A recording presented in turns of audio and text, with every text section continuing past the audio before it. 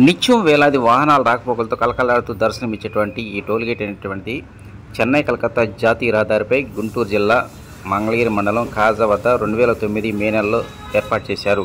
అప్పటి నుంచి ఇప్పటి వరకు సేవలు అందిస్తూ ఉంది. అయితే కాజా టోల్గేట్ చరిత్రలోనే మున్నెన్నడూ రాని విధంగా గత సంవత్సరం ఈ సంవత్సరం భారీ వర్షాల కారణంగా వరద ముప్పు గురి అయింది.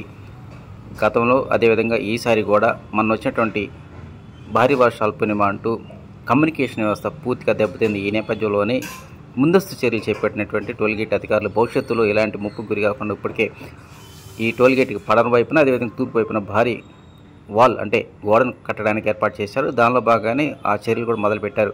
భవిష్యత్తులో ఎంత వరద వచ్చినప్పటికీ టోల్గేట్ మాత్రం ఎలాంటి ఇబ్బంది వాటిల్లకుండా గట్టి చర్యలు తీసుకుంటున్నట్టు జాతీయ రహదారుల సంస్థ అధికారులు చెప్పారు.